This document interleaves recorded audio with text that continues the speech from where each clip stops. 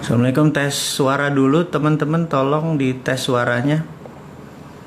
Tolong dikasih saya kode jempol kalau suaranya bagus. Tes satu, tes suaranya bagus. Kalau bagus sekali kasih 2, kalau bagus banget kasih 3. Untuk menjelas supaya suaranya bisa lebih tepat.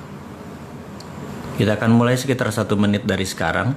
Saya masih ngecek dulu suara.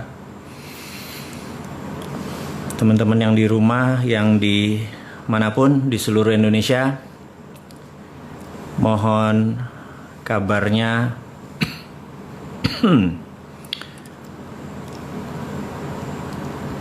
Oh, ada yang kasih 3 jempol, ada yang kasih 4 jempol. Suaranya berarti udah oke ya. Berarti kita akan sebentar lagi kita akan on air.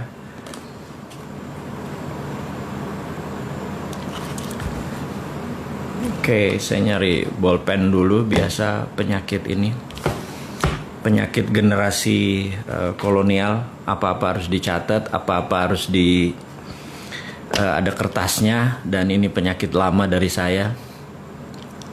Saya selalu apa-apa bawa buku. Jadi di sini ada buku, ada bolpen gitu ya, untuk teman-teman bisa, untuk saya bisa mengupdate. Oke, baik, sahabat semua. Ini jam berapa? Baik. Oke, assalamualaikum warahmatullahi wabarakatuh. Dimanapun sahabat Indonesia berada, salam NKRI garis lucu.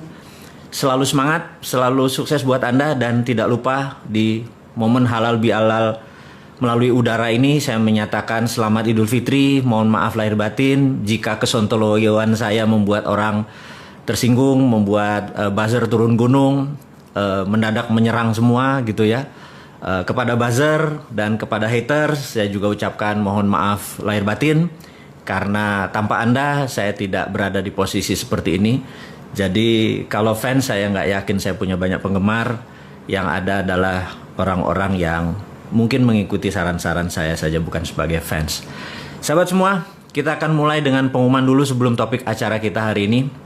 Topik acara hari ini adalah old system doesn't work gitu ya. Kira-kira terjemahan bebasnya adalah sistem yang lama itu nggak pernah berjalan dengan baik. Jadi sebelumnya ada pengumuman dulu dari panitia, dari Business Hack, dari teman-teman yang mensupport saya selama ini. Sudah tahun keempat. Luar biasa kalian semua. Dan saya juga mengucapkan kepada seluruh organisasi saya yang bermitra dengan saya, baik langsung dan tidak langsung, selamat Lebaran, mohon maaf lahir batin semuanya.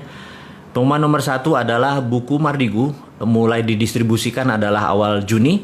Jadi bagi mereka yang sudah memesan, mohon maaf kemarin terhambat karena masalah Lebaran, dan sekarang sudah bisa didistribusikan. Juga video narasi Road to Billionaire yang ada subliminal programnya, ini juga sudah bisa didistribusikan mulai awal Juni ini. Dan buku baru yang mengkritik kaum milenial yang nggak punya akhlak, yang nggak punya attitude, yang nggak punya integritas. Bukannya salah, mereka perlu diajari. Buku baru tersebut adalah Bisnis Nggak Seanjing Itu Kawan. Ini juga sudah siap diterbitkan. Dan saya sebelum Lebaran ada pekerjaan saya diminta oleh beberapa teman, yaitu menulis buku Grand Theft Ferrari. Jadi sahabat semua tahu kalau mengikuti di Facebook, Grand Theft Ferrari baru 10 bab saya selesaikan, dan untuk menyelesaikan buku tersebut kira-kira memakan 25 bab kira-kira. Dan sahabat semua tahu bahwa saya bukan penulis profesional, saya hanya penulis amatir. Kalau saya lagi stres, saya ngambil ketikan, saya mengetik dan mencurahkan ekspresi saya ke buku tersebut. Kalau saya ke diary saya dulu sebagai orang kampung ya, teman-teman yang angkatan saya nih, angkatan kolonial ini, kami TV aja masih ada satu TVRI aja gitu ya, dan masih hitam putih. Bisa dibayangkan kalau kita tinggal di kampung dulu. Saya di Palembang, di Sumatera Selatan, di Pendopo, Lirik, Prabu Mulih dan lain sebagainya. Kemudian pindah ke Balikpapan, beberapa lama di sana, SMP saya di sana. Jadi bisa dibayangkan tempat sepi, hutan, ikut orang tua sebagai ya ekonomi garis bawah lah gitu ya. Maka hiburan yang paling enak adalah saya waktu itu adalah membaca buku dan menulis diary. Jadi itu hiburan saya yang paling banyak. Jadi menulis itu adalah bawaan saya dari kecil, menulis diary. Kemudian di tahun 2009 sahabat saya memperkenalkan saya dengan Facebook. Kemudian disitulah saya menumpahkan diary-diary saya. Tetapi karena ini sifatnya publik, saya tidak menggunakan nama asli atau lokasi asli, tapi peristiwanya asli. Saya twist sedikit aja supaya niat saya cuman suatu hari cucu cicit saya melihat catatan di Facebook, di sosial media, bisa mengetahui bahwa oh kakek gue ini loser ya ternyata, oh kakek gue ini ternyata orangnya nggak pinter dan lain sebagainya, dan apapun itu menjadi catatan sejarah. Jadi saya cuma mengingatkan teman-teman semua, hati-hati dengan sosial media Anda, karena cucu Anda akan melihat gitu ya, kalau nanti mendadak Anda dilihat gitu, wah jemuran belum kering gitu ya, motor belum dicuci gitu ya. Cucu-cucu cicit kita bilang, ya elah kakek gue garing amat hidupnya gitu ya. Jangan sampai kayak gitu. Jadi tolong sosial media dibersihkan, di kata-katanya bagus, penuh pelajaran buat generasi mendatang dan tentunya generasi saat ini. Jadi menulis sekali lagi adalah bentuk ekspresi saya untuk stress relief atau apa ya, writing therapy tersebut. Jadi setiap hari saya menulis. Sudah seumur hidup saya, dan ketika diminta untuk menulis Grand Theft Ferrari melanjutkan, itu sebenarnya setengah memorizing karena peristiwa itu 80% adalah asli. Kemudian saya sadur, kita gunakan bahasa yang lebih populis. Juga beberapa sahabat saya tidak mau namanya ditulis dengan asli atau kejadiannya asli, saya harus edit ulang gitu ya. Terus tapi orang-orangnya ada, sahabat saya semua ada, kisah nyata tersebut. Dan yang menarik adalah ketika kemarin saya dalam perjalanan menuju ada satu sahabat saya untuk makan siang. Saya lagi makan siang, dia mengingatkan, Mas, itu Grand Theft Ferrari kalau bisa punya 3 ending. Saya bilang 3 ending gimana gitu. 3 ending tuh karena saat ini di Netflix, di segala macam itu ending itu bisa diatur. Saya bilang diatur gimana? Jadi endingnya bisa pilih. Ada versi A, versi B, versi C. Maksudnya gimana? Jadi versi A happy ending, versi B tragis gitu ya. Terus versi C misalnya bersambung gitu ya. Nah, saya pikir menarik juga kita bisa memilih endingnya sesuai dengan apa yang kita mau. Saya pikir ini genre baru gitu ya. Bagi saya jadi challenging gitu ya, menulis jadi challenging. Terus di tengah-tengah itu ada sahabat saya bilang, kenapa nggak buat film sekalian? Saya bilang, kenapa harus buat film? Kebetulan dia adalah produser dan sudah 18 film yang dia produser, namanya L gitu ya, saya nggak sebut namanya. Gue biayain deh, saya bilang, ntar dulu. Ini genrenya Grand Theft Ferrari itu bukunya adalah romance, thrill, tegang dan romance gitu ya. Wah nggak laku tuh katanya kalau model-model begitu, harus lucu. Jadi saya bilang, nah ini ada sahabat semua, ini kita belum masuk topik ya, kita cuman memberikan prolog awal bahwa Grand Theft Ferrari itu menjadi challenging buat saya. Untuk pertama kali dalam hidup saya menulis langsung 2, jadi 1 untuk buku Grand Theft Ferrari yang akan diterbitkan di dalam bentuk cetakan. Yang kedua, saya membuat langsung skrip filmnya, karena skrip film ini bentuknya dialog. Kalau kita menulis dengan novel itu peristiwanya harus kita rinci sehingga seorang bisa ngefeel gitu ya, rincikan momennya, situasinya, ketegangannya dan lain sebagainya. Tapi kalau membuat skrip film itu bukan sekedar menulis peristiwanya di mana, tapi juga kita membuat dialognya, karena banyak dialog. Jadi saya menulis langsung 2, jadi belum pernah dalam sejarah hidup saya menulis langsung 2, jadi dipakai 2 komputer. Yang satu saya menulis tentang Grand Theft Ferrari yang thrill, yang tegang dengan romance. Di sebelahnya adalah skrip film yang komedi romantik gitu. Jadi saya harus ketawa, saya harus lucu, saya harus romance, di sini saya harus romance tapi tegang gitu ya. Jadi saya menjadi punya kayak orang split personality gitu. Tapi ini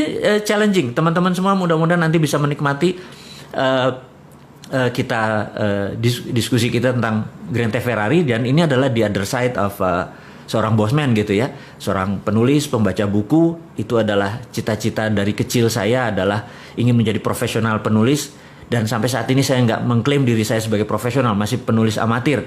Karena bagi saya kalau penulis profesional itu mungkin udah buat laku bukunya udah ratusan ribu atau mungkin jutaan gitu ya. Oke, sahabat semua, terakhir dari pengumuman hari ini sebelum kita masuk ke topik kita adalah ucapan bela sungkawa saya terhadap tindakan rasisme oleh polisi di Amerika dan gerakan-gerakan rakyat kulit berwarna yang menentang rezim Trump, yang Trump sangat superior, white supremacist, dan ini terjadi puncaknya akhirnya setelah 3,5 tahun berkuasa. Mereka repress, memendam, dan akhirnya meledak juga di seluruh tempat di Amerika. Dan ini adalah atas nama humanitarian, atas nama kemanusiaan. Saya pribadi mengucapkan bela sungkawa. Jangan sampai itu terjadi di dunia ini lagi, karena manusia apapun rasnya, kita adalah satu rasa dan satu humanitarian. Dan humanitarian itu di atas nation. Jadi sekali lagi teman-teman, humanitarian adalah hak semua manusia dan itu di atas nation. Jadi masalah human right ini saya concern sekali atau peduli sekali, terutama masalah rasisme seperti ini. Dan kemudian di China juga beberapa human right masih bermasalah. Jadi 2 negara besar yang lagi bertarung itu punya masalah dengan human right.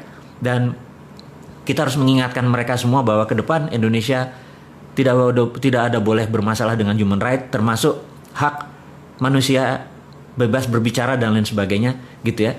Anda bisa lihat bahwa beberapa orang yang mengkritik saya, menghujat saya, hate saya juga, saya nggak ada masalah buat sama mereka.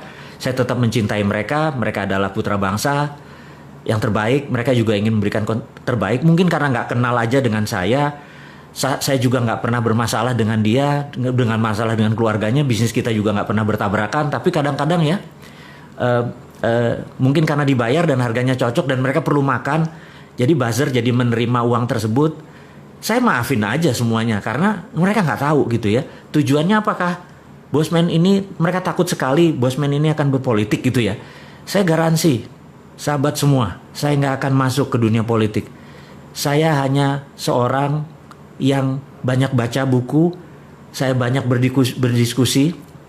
Sahabat saya yang memiliki kepakaran itu banyak, dan kita menggunakan bahasa populis di sosial media, di YouTube, hanya untuk mendidik sahabat semua agar nanti tahun 2024 nanti Anda memilih yang terbaik. Kalau perlu Andalah orang-orang tersebut yang menjadi terbaik. Nggak ada niat saya untuk menjadi fronting atau orang di depan, tetapi keilmuan saya akan berikan kepada Anda semua. Hati saya tulus, Anda bisa lihat bahwa saya nggak ada niatan apapun. Saya pebisnis as usual. Saya adalah orang yang orientasinya adalah make people happy. Cuman itu toh. Jadi kalau ada orang make me sad, jangan harap saya akan balas gitu ya. Jadi sahabat semua, saat ini memang banyak yang menyerang Bosman. Saya mengerti. Ada gerakan anti membangun kesadaran bernegara. Jadi saya dan beberapa dan sahabat semua yang mendengar, mengikuti, Anda adalah pahlawan membangun kesadaran berbangsa. Kita tahu 20 tahun terakhir kita lemah sekali berbangsa dan bernegara. Lemah, bukan salah. Tapi ke depan kita harus menjadi bangsa yang besar. Kita harus menjadi bangsa yang baru. Kita nggak boleh bergantung kepada bangsa lain selain bangsa kita sendiri. Jadi cintai bangsa kita sendiri, walaupun dia membenci kita, menghujat kita, membuka aib kita. Dipaksa itu juga aibnya dibuka gitu ya. Dan suatu hari mereka akan mengerti. Jadi karena saya atau kalian tidak membalas, saya ucapkan terima kasih. Saya tahu ada gerakan yang anti kita ini menjadi sukses. Anti ya. Jadi banyak sekali orang saat ini ingin Indonesia tidak berdaulat. Sahabat semua, saya tahu mereka takut UNCLOS. Bayangin ya, waktu kita menyatakan bahwa nanti kita akan bayar asuransi atau bayar pajak atau apapun namanya kepada kapal-kapal niaga atau kapal perang yang melewati perairan internasional yang ada di tengah-tengah Indonesia, yang dulu dikatakan perairan internasional, padahal kalau pakai zona eksekutif ZEE, zona eksekutif, saya lupa lah gitulah, itu terlalu provokasi nanti saya. Lalu ada UNCLOS. Saya bilang, Bapak Ibu, sahabat semua yang menyatakan ada UNCLOS yang lewat di Indonesia melalui peraturan internasional, maka saya katakan, sewaktu kita mengatakan printing money, kita itu melawan IMF. Kita dari pertama sudah mengatakan bahwa capek kerja sama IMF itu. Yuk kita berani berdaulat dengan printing money. Caranya saya ajari. Sabar ya, saya ajari. Pasti. Banyak kok tim-tim yang bisa mengajari tentang modern monetary theory. Dan ini semua tentang printing money. Jadi IMF aja kita lawan. Kenapa UNCLOS nggak kita lawan? Kita harus lawan bahwa kita mau berdaulat. Jadi bagi hasil Jo. Gitu ya intinya ya. Kamu lewat kan kamu dapat untung. Bagi hasil. Tainya kamu buang di Indonesia. Minyaknya kamu buang di Indonesia. Kotor itu laut Indonesia. Nelayan kami jadi kehilangan laut, potensi lautnya. Gara-gara lu lewatin semua dengan ribuan tonase kotoran yang dibuang. Bayar asuransinya. Mosok dibilang kita nggak tahu UNCLOS. Saya tahu UNCLOS. Saya baca UNCLOS. 18 tahun di dunia bidang yang sama tersebut, tahu hal-hal seperti itu. Tapi demi bahasa populis, jadi kita tidak usah membuat kata-kata yang menjadi detail, menjadi terlalu sains. Anak-anak milenial, ya saya tahu Anda seumur saya lah yang orang-orang komplain itu. Anak-anak milenial nggak baca buku. Lebih baik kita ajarkan yang ringan-ringan aja gitu ya. Kemudian kita tahu saat ini takut sekali modern monetary dijalankan oleh kita. Takut sekali bahwa kita akan menggunakan sovereign wealth fund.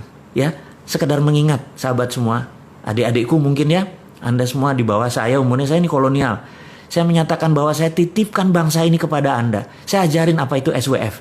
SWF adalah Sovereign Wealth Fund. Tahun 70-an, Pak Ibnu Sutowo pernah menggunakan SWF ini. Dia dulu namanya kalau nggak salah Kuda Laut. Kuda Laut ini adalah BUMNK, Badan Usaha Milik Negara Khusus.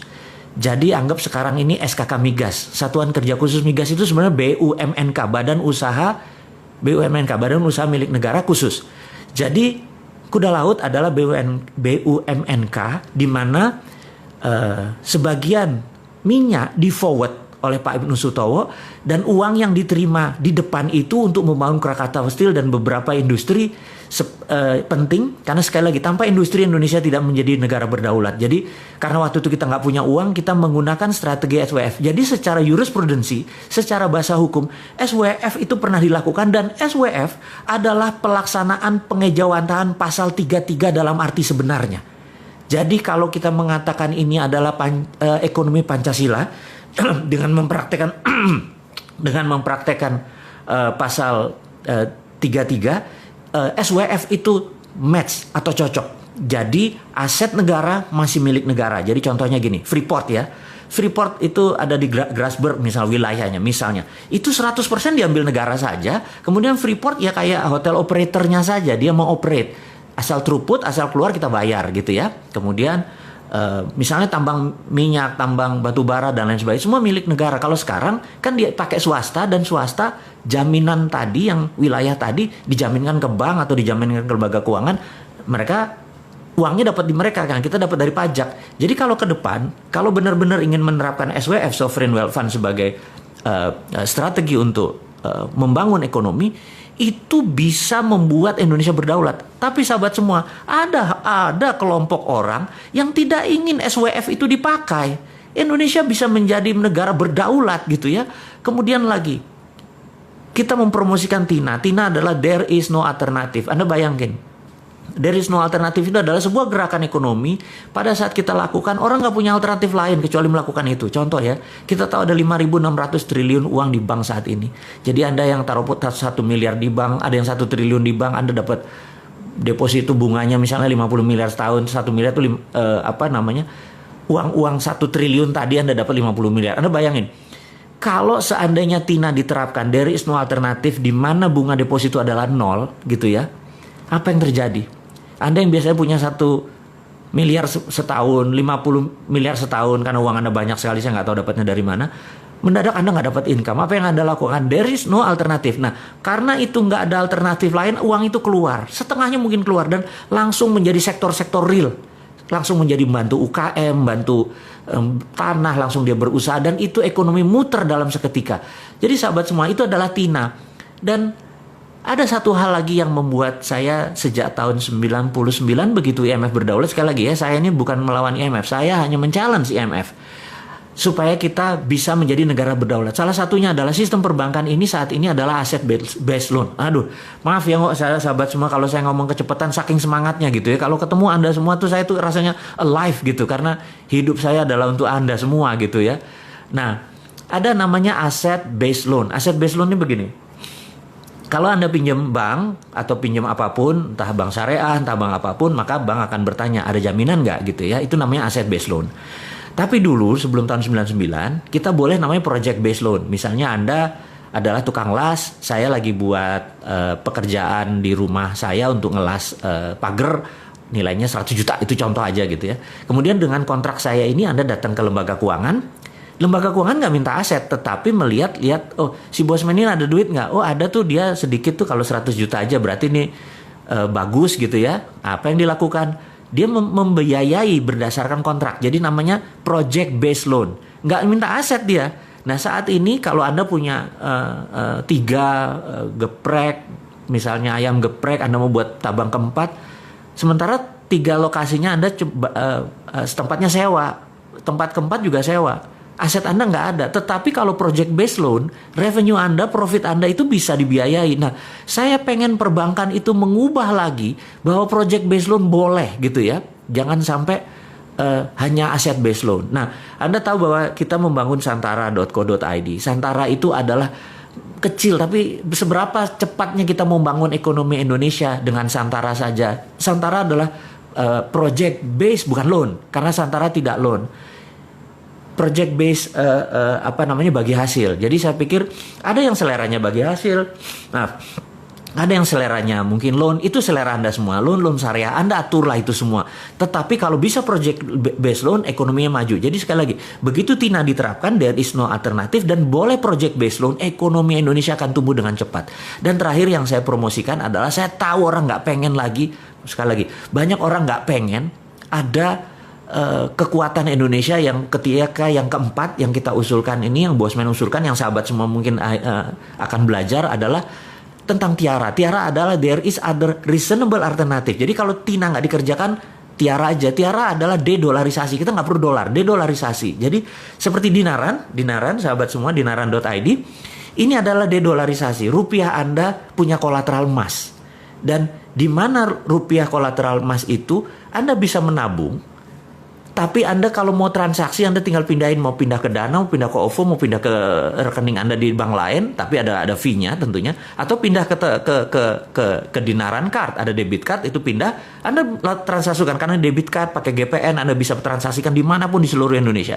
Dan ini adalah solusi-solusi kecil daripada Bosman ini sebagai provokator doang, ngomong doang, nggak ada konsep. Saya nggak mau dibilang kayak gitu. Saya pengen generasi muda itu mencontoh walk the talk. Jadi saya lupakan maksud saya akan membangun supaya teman-teman melihat dengan mata kepala, yuk kita bangun, kita ada Santara, kita ada Dinaran. Dinaran adalah bentuk tiara, de-dolarisasi.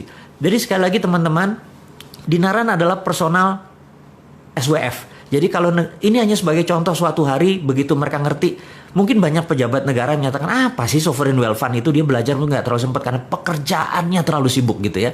Jadi oke, Dinaran itu personal sovereign wealth fund. Jadi begitu Anda taruh, Anda punya underlying, uang Anda punya underlying gitu ya.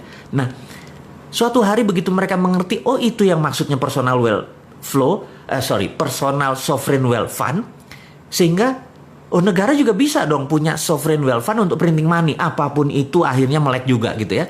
Sekali lagi sahabat semua, ini adalah contoh-contoh yang akan kita kerjakan ke depan. Kita tahu banyak yang nggak suka. Jadi orang yang menyerang kita ini, menyerang saya, menyerang Anda semua, itu kebanyakan mereka tidak ingin Indonesia berdaulat. Percayalah, behind cara mereka berpikir, mereka adalah putra bangsa yang nggak ngerti apa yang mereka kerjakan. Mereka mengkritik aja bisanya tanpa solusi. Jadi yang mereka takut kita melawan UNCLOS. Mereka takut kita menerapkan MMT. Mereka takut kita menjalankan TINA. Sehingga Indonesia menjadi berdaulat. Sehingga Indonesia lebih besar dari Cina. Indonesia lebih besar dari Amerika. Mana mau. Di belakang mereka itu adalah provokator-provokator yang pro negara tadi, yang mereka sendiri tidak tahu menjadi pion-pion dari prinsip-prinsip bernegara asing tadi. Jadi ke depan, apa yang dilakukan? Kita harus menyatakan bahwa kita harus punya sistem baru. Sistem baru. Kenapa? Karena old system doesn't work. Gitu ya. Ini yang harus diingatkan. Old system doesn't work. Nah, kita akan mulai dengan old system doesn't work. Suatu hari, ini dongeng ya. Ngapunten ya, kita dongeng sedikit. Suatu hari tahun 2017 awal, saya bertemu sama sahabat saya. Beliau adalah salah satu One Team Press, Dewan Penasihat Presiden waktu itu.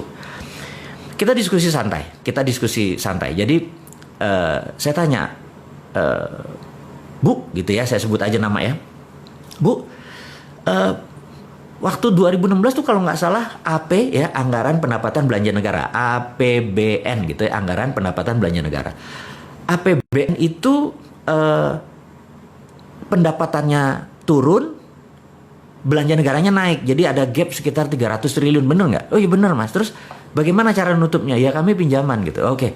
Terus 2017 ini, waktu itu 2017 kayaknya naik Bu, pendapatannya makin turun dan belanja negaranya naik gitu. Terus apa solusinya gitu? Wah ini Mas, nggak tahu nih Mas. Saya bilang, waduh, ada saran. Nah ini dia, Sontoloyo diminta saran coba ya. Saya pikir, ya ngapunten Bu, ini cuman saran ya Bu. Saya bilang gitu. Saya ini kan punya tanah Bu, gitu ya, nggak besar, sekian hektar gitu di Pasuruan, tapi kebetulan tanah ini di sekitarnya ada gas dari HCML, dari Husky Sinok Bu. Terus gimana? Saya tuh kepikiran Bu, gimana kalau kita buat smelter, karena ada tanah, ada gas, gimana kalau kita buat smelter? Smelter apa Mas? Smelter Freeport Bu, copper smelter. Loh, kan sekarang Freeport kirim ke Okinawa, kirim ke Sumitomo. Iya Bu. Jadi gini Bu, saya bilang tolong terbitin yang namanya DMO. DMO adalah singkatan dari Domestic Market Obligation. Oke, DMO ya.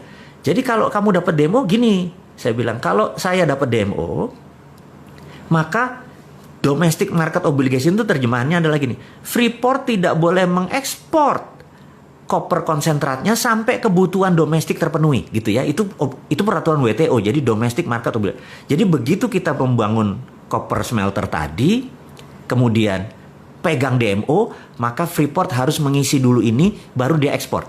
Nah, saya ini kan termasuk orang yang nggak setuju diekspornya bahan mentah koper doang, padahal di dalam koper konsentrat tadi itu kan ada gold, ada platinum, ada uranium dan lain sebagainya gitu ya. Ini. Nah, kemudian apa yang dilakukan oleh DMO ini? Jadi dengan adanya DMO Bu, saya bilang gitu ya, dengan adanya Domestic Market Obligation, saya bisa nyari pinjaman. Modalnya berapa? $2 billion. Mas punya 2 billion? Punya Bu. Wah ini kan agak gila. Punya 2 billion gimana caranya gitu? Gini Bu, dengan DMO, saya minta 1 juta koper konsentratnya Freeport tidak dikirim tapi masuk ke pabrik kita akan bangun dengan sekitar 30 triliun. Investasinya sekitar 2,2 billion US dollar waktu itu. Duitmu dari mana? Gini Bu, nanti kan kita akan menghasilkan 100 ton emas per tahun. Dikalikan 20 tahun kan 2 ton. Nah Bank Indonesia ambil yang 2 ton tadi sebagai jaminannya. Lalu Bank Indonesia terbitin bond Bu. Bond. Jadi Bank Indonesia nggak usah keluarin duit. Terbitin aja bond. Selama 20 tahun ke depan nilainya $6 billion. Nah dengan bond $6 billion itu Bu, saya ke pasar internasional saya bisa cari duit untuk membangun 2,2 billion. Jadi saya moderat, modal dengkul urat Bu gitu. Oh ibunya ngakak gitu ya. Oke saya paham. Nah dengan demikian kita 2 ton emas tadi kita bisa printing money Bu. Ibu bisa nyetak seperti sekarang 5 kali lebih banyak dari printing money dan kita nggak berhutang gitu ceritanya. Oh aku paham katanya, aku paham gitu ya. Jadi itu adalah prinsip saya berkontribusi. Tapi terus ada proposal. Ada Bu, saya udah siapin 1 lembar. Oke, nanti saya diskusikan hal ini gitu ya. Nah, sahabat, singkat semua, saya pamit dan nggak lama kemudian 1 bulan, 2 bulan lewat, saya tanya, Bu, gimana usulannya? Nggak bisa karena keluar PP nomor 1 tahun 2017 tentang IUPK ya udah deh, saya paham. Saya bilang lanjut deh, saya bilang gitu nggak apa-apa karena itu pilihan bernegara. Jadi sekali lagi sistemnya berbeda. Jadi saya cuman mengingatkan bahwa kita pernah mengusulkan bahwa menggunakan kekuatan Freeport. Jadi jangan diambil Freeportnya, tapi diambil kemanfaatan produknya yaitu gold. Dengan gold inilah kita printing money. Itu prinsip saya. Tapi sekarang lebih memilih mengambil Freeportnya, pakai pinjaman hutang, dan kemarin utangnya saya nggak tahu gimana bayarnya karena Freeport juga produksinya nggak terlalu bagus. Utang investasi kita nggak balik-balik. Saya nggak ngerti sekali lagi. Kalau saya punya muscle knowledge berbeda, ilmu pengetahuan saya berbeda, cara strategi berbisnis saya berbeda, lebih baik saya membangun copper membangun copper smelter di Indonesia, di mana hasilnya sekitar 500.000 limbah dari itu diambil Petrokimia Gresik, dan itu bisa menerbitkan urea. Jadi produk ini sebenarnya sangat integrated, tapi sekali lagi saya udah lewat. Saya cuma menceritakan bahwa sahabat semua, ini hanya membuktikan bahwa old system doesn't work, alias sistem lama itu nggak bekerja. Kita mau challenge. Apakah jarak orang kaya sama orang miskin sekarang mendekat dengan old system? Enggak kan? Apakah saat ini orang semuanya sehat dengan sistem yang ada? Enggak kan? Apakah sekarang ini orang lebih baik kehidupannya dengan old system? Enggak. Jadi kalau old system doesn't work, kenapa kita masih mempertahankan? Itu challenge-nya. Nah, apa yang harus kita lakukan? Jadi menurut saya ini adalah tema garis besar kita bertemu adalah cara cerdas bernegara. Cara cerdas bernegara adalah ubah sistemnya. Tapi kita harus konstitusional ya, bukan ngelawan terus menggunakan perusahaan. Enggak. Itu bukan anak milenial. Anak milenial itu santuy, seru gitu ya. Dan kita juga caranya dengan mempromosikan prinsip-prinsip kita bahwa kita akan menjalankan TINA, kita akan menjalankan printing money, kita akan menggunakan potensi geopolitik dan geostrategi negara kita. Dan ini adalah kekuatan anak bangsa. Sekali lagi, bukan bergantung pada asing. Saya adalah orang yang tidak setuju dengan printing money. Pinjam uang. Capek minjem uang itu. Anda tahu ya. Bayangin, misalnya saya punya usaha gitu ya. Modalnya itu kan pasti pinjam. Dan ternyata kerjanya adalah untuk bank. Capek kerja kayak gitu.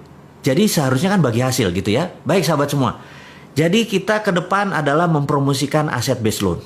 Saya ini hari ini nggak fit banget ngomongnya salah semua. Kita akan mempromosikan project based loan, bukan aset based loan. Kita akan menjalankan TIARA, there is other reasonable alternative atau dedolarisasi. Kita nggak mau bergantung pada dolar. Salah satunya adalah tool yang kita bangun. Jadi sahabat semua, saya merasa pertemuan kita tidak usah panjang-panjang. Yang penting poinnya kita dapat. Jadi ke depan saya akan banyak mengajarkan tentang yang lebih detail lagi, cara cerdas bernegara. Hari ini kita hanya membicarakan karena santai, karena kita akan mulai bentar lagi PSBB akan dibuka. Saya pikir kita akan mulai business as usual. New normal Anda akan praktekkan dan Anda udah tahu itu apa new normal gitu ya. Kalau nggak tahu Anda lihat aja si Sunda Empire, itu udah dari dulu menceritakan tentang new normal gitu ya. Joke sedikit boleh ya di ujungnya, jangan serius-serius amat gitu ya. Jangan kayak para buzzer serius gitu yang ngeliatin Bosman mau jadi presiden gitu. Lupain, Bosman nggak mau jadi presiden. Tapi followernya Bosman atau orang yang mendengarkan Bosman pasti bisa jadi presiden gitu ya. Sahabat semua, saya ucapkan di akhir kata ini adalah mohon maaf lahir batin sekali lagi. Waktu kita hanya sebentar saja, 30 menitan cukup. Mudah-mudahan kita bisa mendapatkan saripati pelajaran hari ini. Di mana hari ini saya ulangin lagi, kita harus berani melakukan regulasi baru tentang orang yang lewat selat dan perairan di Indonesia. Harus kita ambil pajak atau ambil asuransi. Kedua, kita akan menjalankan printing money dan lain sebagainya. Sahabat, saya nggak lama-lama, saya sekali lagi hanya akan fokus di pelajaran hari ini adalah old system doesn't work. Saya akan men-challenge Anda semua untuk sistem-sistem baru tersebut. Saya akan memberikan alamat email saya untuk Anda mengirimkan project-project Anda yang akan saya endorse, yang akan saya dalam tanda petik masuk ke dalamnya. Saya sangat minat membangun Anda semua. Bisnis bersama Anda semua, dan usahakan bisnis itu mempunyai new model yang baru. Saya akan pasang alamat email saya di wall di IG. Akhirul kalam, terima kasih buat Anda semua, sukses buat Anda semua, sehat buat Anda semua, semangat buat Anda semua, cintai NKRI ini, jangan pernah lelah mencintai negara kita ini, jangan pernah lelah dan jangan menuduh apapun kepada siapapun. Sukses buat Anda semua. Assalamualaikum warahmatullahi wabarakatuh.